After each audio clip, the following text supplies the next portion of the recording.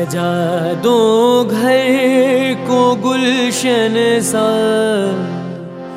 सजा दो घर को गुलशन सा, मेरे सरकार आए हैं। सजा दो घर को गुलशन सा, मेरे सरकार आए हैं। मेरे सरकार आए हैं, मेरे सरकार आए हैं।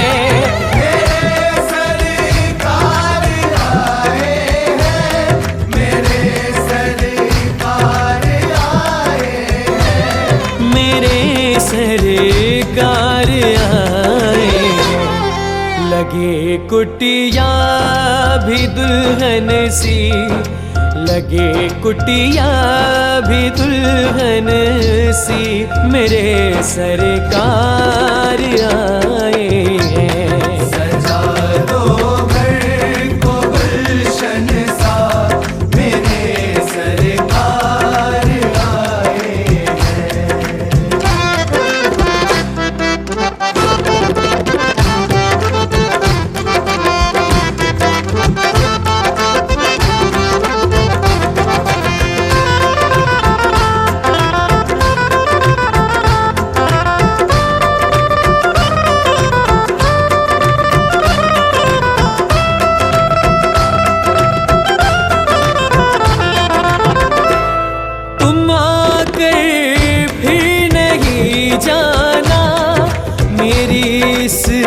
सोनी दुनिया से।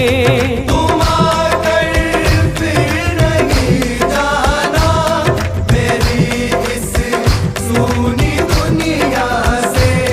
तुम आकर फिर नहीं जाना मेरी इस सोनी दुनिया से।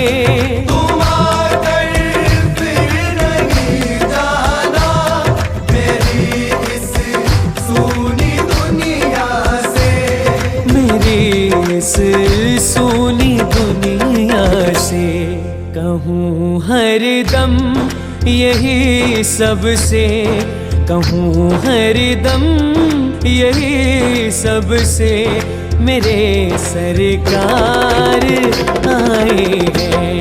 सजा दो घर को गुलशन सा, मेरे सरकार आए हैं। मेरे सरकार आए हैं, मेरे सरकार आए हैं। मेरे सरकार आए हैं, मेरे सरकार आए हैं। मेरे सरकार आए हैं लगे कुटिया भी दुल्हन सी, लगे कुटिया भी दुल्हन सी, मेरे सरकार आए हैं। सजा दो घर को गुलशन सा, मेरे सरकार आए हैं। मेरे सरकार आए हैं। मेरे सरकार आए हैं।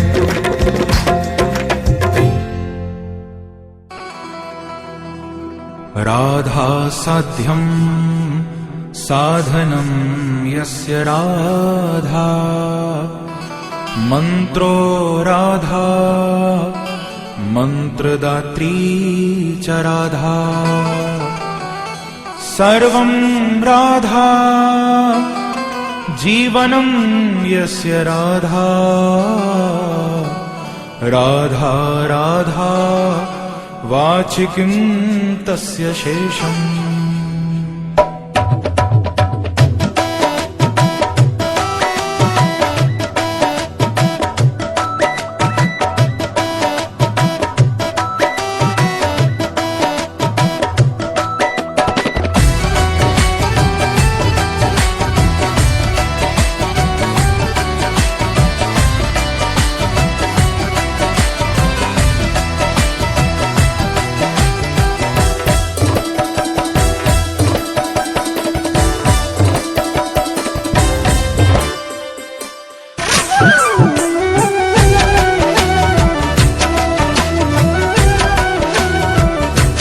किशोरी कुछ ऐसा इंतजाम हो जाए, किशोरी कुछ ऐसा इंतजाम हो जाए, ओ किशोरी कुछ ऐसा इंतजाम हो जाए, किशोरी कुछ ऐसा इंतजाम हो जाए, हो जुबां पे राधा राधा राधा नाम हो जाए, हो जुबां पे राधा राधा राधा नाम हो जाए, किशोरी कुछ ऐसा इंतजाम हो जाए, किशोरी कुछ ऐसा इंतजाम हो जाए, हो इंतजाम हो जाए, इंतजाम हो जाए, इंतजाम हो जाए, इंतजाम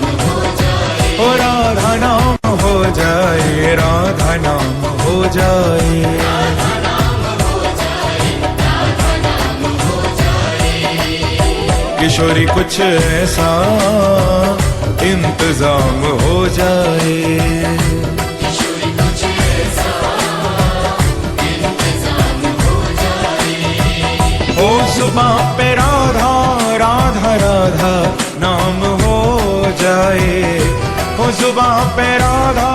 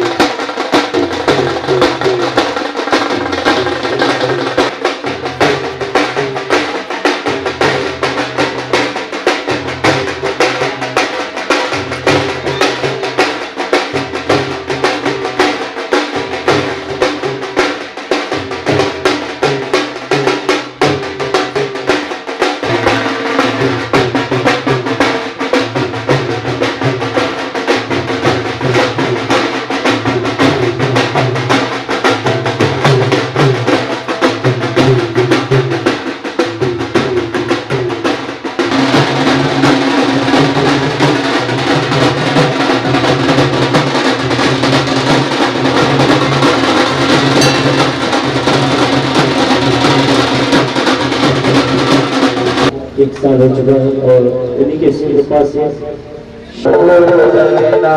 अपन तेज समारो आपे तीनों लोग है के देखा पे भूत विराज निकट नहीं आवे महावीर जब संकट हनुमान छुड़ावे मन वचन ज्ञान जोड़ावे सब पर राम तपस्वी राजा दिन के काज सजन तुम साजा चारों जुग परिताप तुम्हारा है कर सिद्धि जगत उजियारा सब संत के तुम रखवारे हनुमंत से सर्व सुख करई संकट कटे मिटे सब पीरा जो तुम्हारे हनुमत बलवीरा जय जय जय हनुमान गोसाई कृपा करो गुरुदेव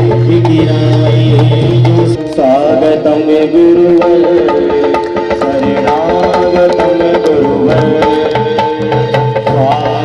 स्वागतम सुस्वागतम शरणागतम गुरुवर स्वागतम सुस्वागतम शरणागतम गुरुवर स्वागतम गुरुवर स्वागतम गुरुवर। गणेश को प्रणाम करती हूँ और समस्त देवी देवताओं को प्रणाम करती हूँ। भगवान शिव माँ पार्वती सहित समस्त देवी देवताओं को प्रणाम करती हूँ और ग्राम देवता जो हैं इस गांव के उन देवताओं को प्रणाम करती हूँ। नगर देवता को प्रणाम करती हूँ। समस्त कुल देवी देवताओं को प्रणाम करती हूँ। और सबसे पहले हम थोड़ी देर भगवान का कीर्तन करेंगे, उसके बाद कथा में प्रवेश करेंगे।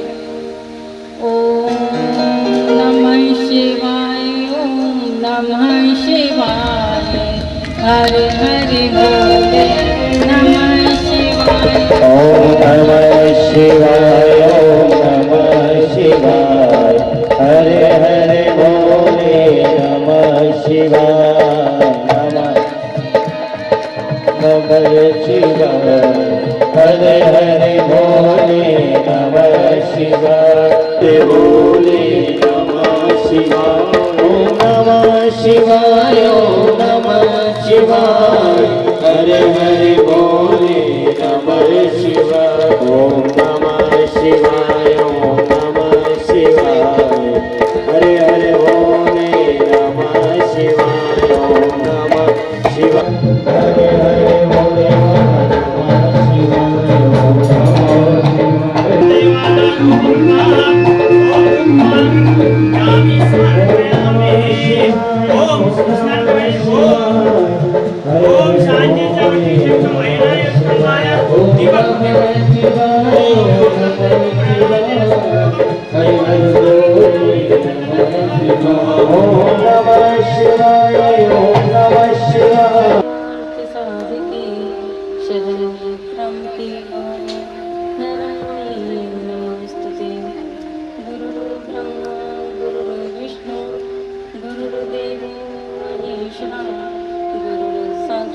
परम ब्रह्म तस्मै श्री गुरुवे नमः। ओम वन्दे मंगलाकाली भद्रकाली कपालिनी दुर्गा क्षमा क्षमा धात्री सा सदा नमस्तुते। देखो आज बहुत ही खुशी का विषय है। हमको अपने मन को पवित्र और शुद्ध करना चाहिए। जैसे घर में मेहमान आते हैं तो घर की सफाई करते हैं, इसी प्रकार घर में अपने मन में बिल्कुल भगवान शिव के लिए जगह रखनी चाहिए। सबको अपने अंदर से निकाल देना चाहिए, क्योंकि जब अपने आप को हम खाली करेंगे तभी अंदर हम भर सकते हैं। अगर पहले से सब कुछ भरा होगा, दुख चिंता फिक्र परेशानियां, तो उसमें फिर भरना मुश्किल हो जाएगा। इसलिए अपने आप को खाली करके ही इसको अपने अंदर भर सकते हैं। क्योंकि भगवान शिव जो है सबसे पहले मन की शुद्धि की तरफ कहते हैं कि मन को खाली करो, क्योंकि मन खाली होगा तभी भगवान का स्थान हम अपने हृदय में बना सकते हैं। ये भगवान शिव की कथा, ये पोथी नहीं, साक्षात भगवान शिव यहाँ पर आए हुए हैं।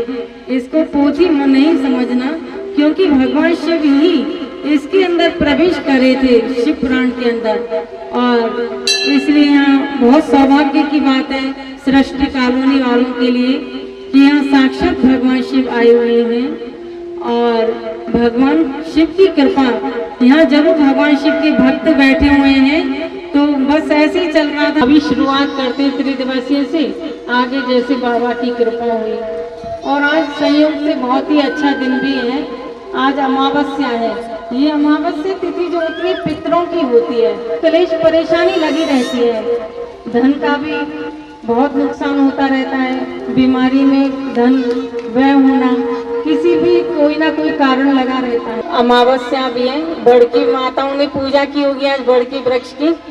तो जैसे सावित्री ने अपने पति की लंबी उम्र के लिए इसकी पूजा की और यमराज को भी मजबूत कर दिया। मातृशक्ति में वो शक्ति होती है कि मतलब ये कथा दिखाती है कि मातृशक्ति अगर चाहे तो यमराज से भी अपने पति के प्राण वापस ले सकती है। जिस तरह सावित्री ने लिए, उनके जब यमराज की, क्योंकि उन्होंने जीवन दान दिया सत्यवान को, उनकी सिर्फ 1 वर्ष की उम्र थी। तो सावित्री ने कहा कि नहीं मैं शादी करूंगी, इनसे करूंगी। तो कौन नहीं, तो हर महिला ये चाहेगी मेरे पति की दीर्घायु हो। लेकिन एक सतर्कता इतना होता है नारी के अंदर, वो उसको पता है कि मेरे पति की मैं दीर्घायु कर लूंगी। तो जब यमराज जी जब प्राण लेके जाने लगे तो उन्होंने वो भी पीछे पीछे चल दी। तो यमराज जी ने उनको कहा कि अच्छा वर मांगो।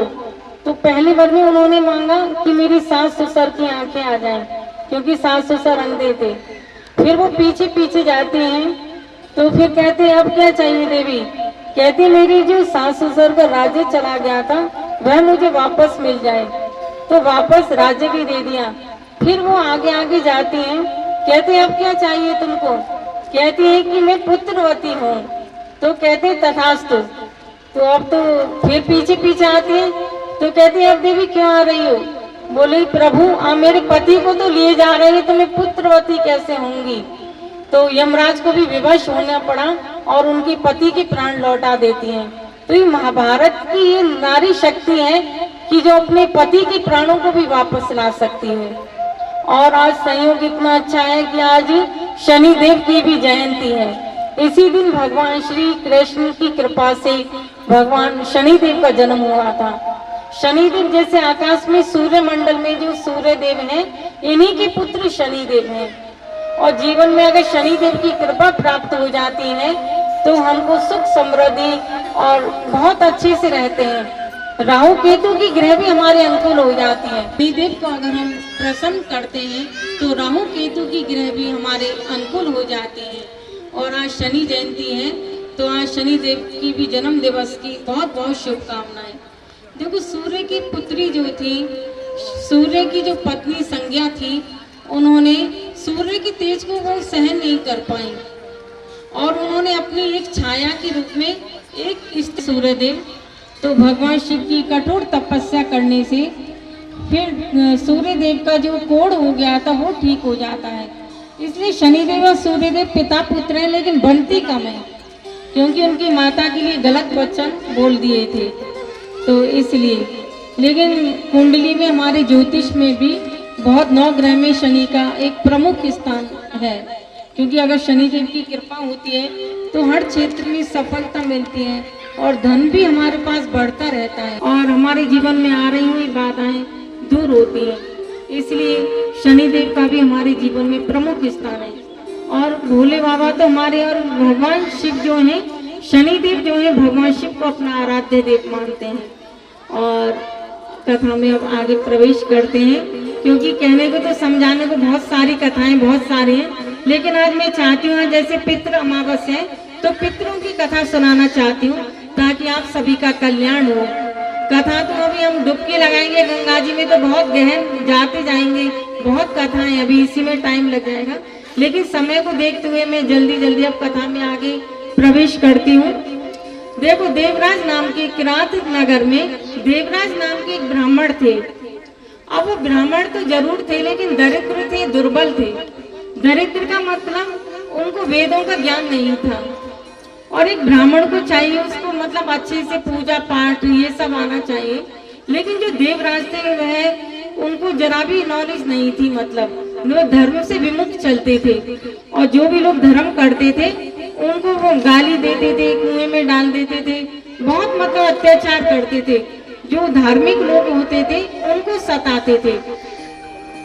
ऐसे उनको पाप कर्म करते हुए काफी टाइम हो गया, तो एक बार संयोग से पूर्व जन्म के कर्मों की वजह से उनका उदय हुआ। उनने कुछ धार्मिक कार्य ऐसे किया पूर्व जन्म में कि वो एक बार शिवालय चले गए प्रयाग में, तो वहां उनको ज्वर हो गया, बुखार आ गया था, तो उनकी मजबूरी हो गई, वो शिवालय में रुक गए।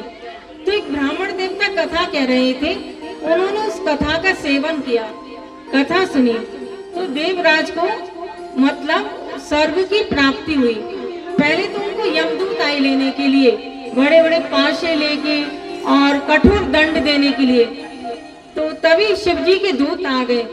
तो यमदूत कहते हैं कि आप इनको क्यों मार रहे हो और इनको क्यों बचा रहे हो।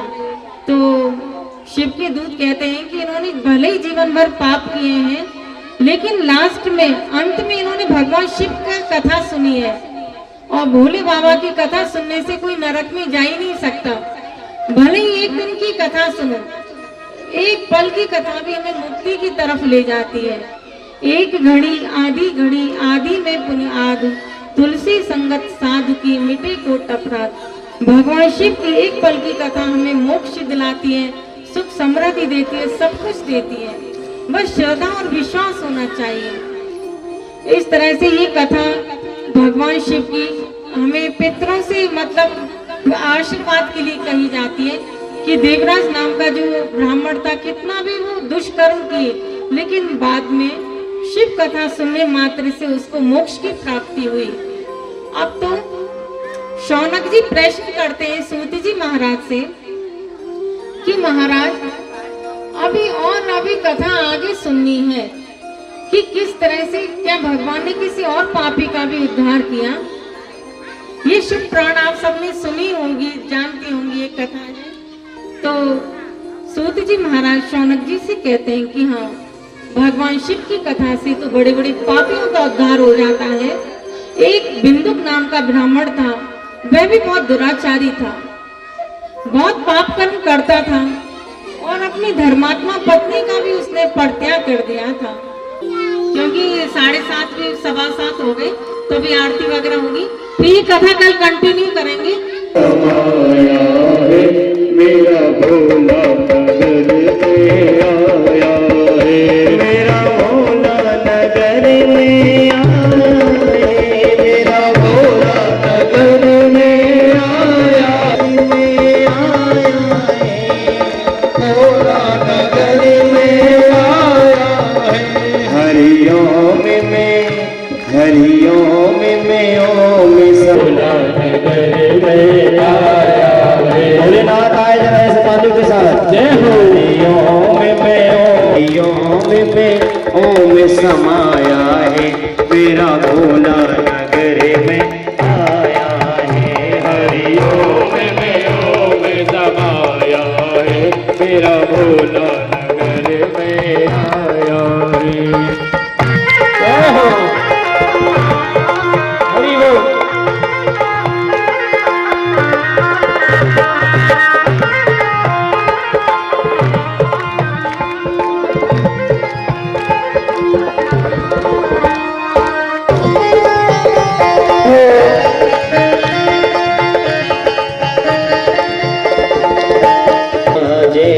भोले की जड़ों में गंगा विराजे, गंगा विराजे भोले गंगा विराजे, गंगा विराजे भोले गंगा विराजे।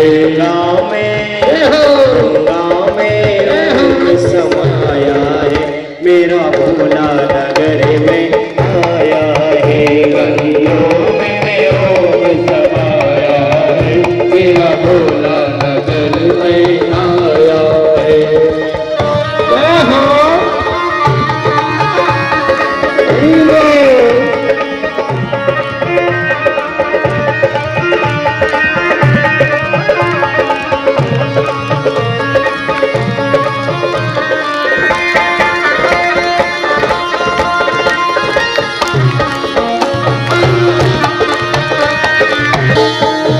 भोले के माथे पे चंदा विराजे, भोले के माथे पे चंदा विराजे, चंदा विराजे हर चंदा विराजे, चंदा विराजे हर चंदा विराजे, चंदा विराजे हर चंदा।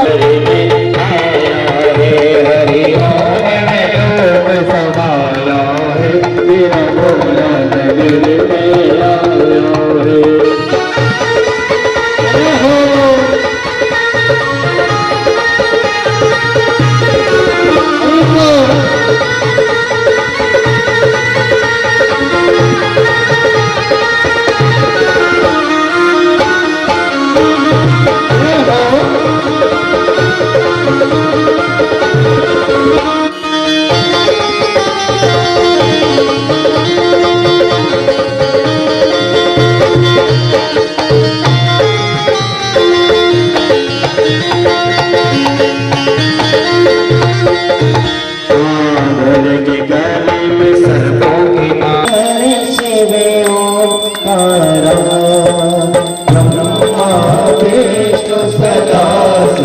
भोले भोलेनाथ महाशिव हरे रागी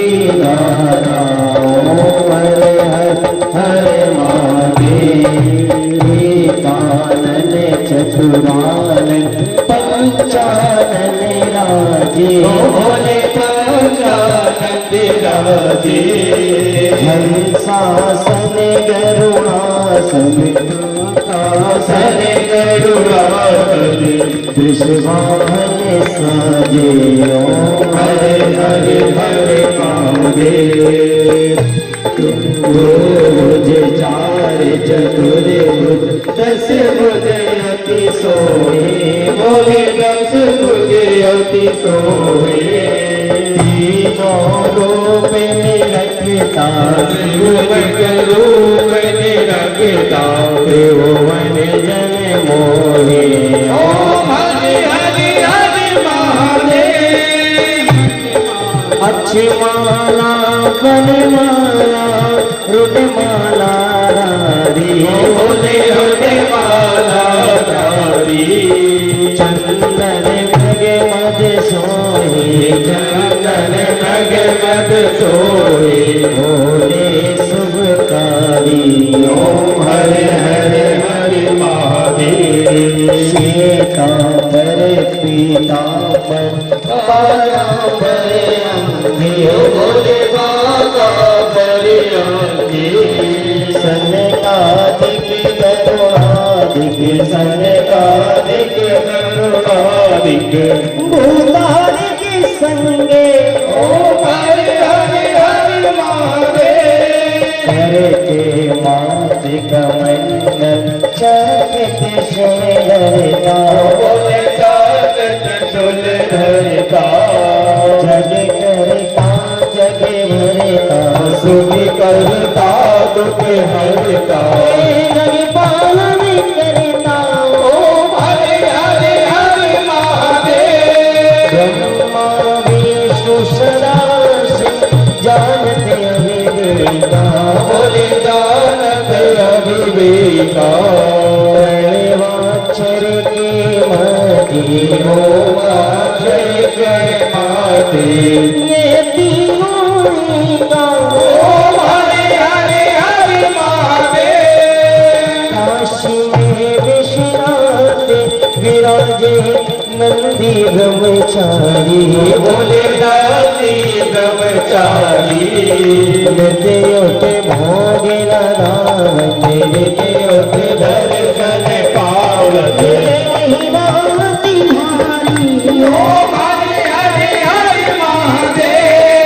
गौर स्वामी जी की आरती जो कोई नर गावे और जो कोई नर गावे कहते शिवानंद स्वामी जगत हरानंद स्वामी चित बड़े पावे ओ हरे हरे हरे महादेव कर्पूर गौरव करुणावतारम संसार सारम मुझे रामचंद्र में लाल विद्रे अहम भवामी शतम नमामि वंदाय मानाय दुर्गाने गाने कृपान मालय सिंह सराय केदाराय सदगमराय नमः शिवाय नमः शिवाय